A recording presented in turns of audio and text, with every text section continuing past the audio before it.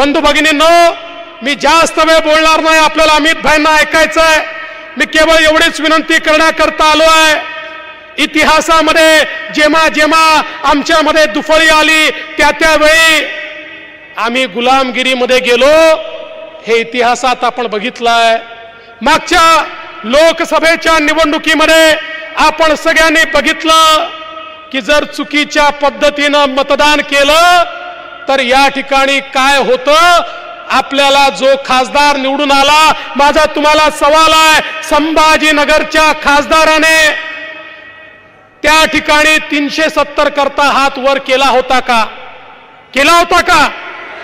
संभाजीनगरच्या खासदाराने राम मंदिराला समर्थन दिलं होतं का? संभाजीनगरच्या खासदाराने मोदीजींच्या कार्यक्रमांना हात वर करून समर्थन दिलं होतं का?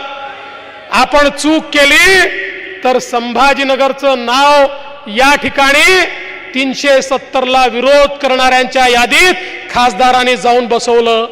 पण आता तर अशी परिस्थिती आहे, जे आपले होते, ज्यांना आम्ही आपलं म्हणत होतो, ते देखील आता त्यांच्याच रांगेत जाऊन बसले.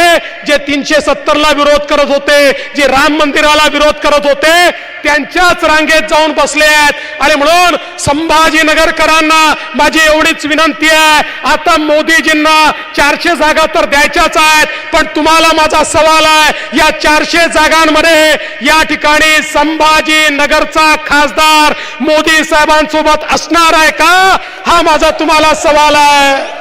असणार आहे का? असणार आहे का? हा, मग मी तुम्हाला एवढंच या ठिकाणी सांगतो, यावेळी चूक करू नका.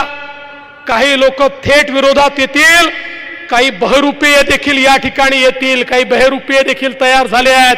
हे बहरूपीय इकडे हिंदुत्वाचं नाव सांगतात आणि तिकडे कॅलेंडर छापतात आणि कॅलेंडरमध्ये जनाब बाळासाहेब ठाकरे लिहितात. असे बहरूपीय देखील या ठिकाणी मैदानात येण्याची शक्यता आहे. पण एक गोष्ट लक्षात ठेवा, या ठिकाणी खऱ्या अर्थानं आमची संस्कृती, आमचा सन्मान, आमचा देव, देश, धर्म याकरता ज्या प्रकारे छत्रपती शिवाजी महाराज लढले, आज त्यांच्याच पावलावर पाऊल ठेवून त्यांच्याचकडनं प्रेरणा घेऊन मोदीजी लढतायत. आणि म्हणून मोदीजींना पाठिंबा देण्याकरता संपूर्ण संभाजीनगर हे आपल्या महायुतीच्या एनडीएच्या पाठीशी उभं करा, एवढीच आपल्याला विनंती करतो आणि माझं बोलणं संपवतो.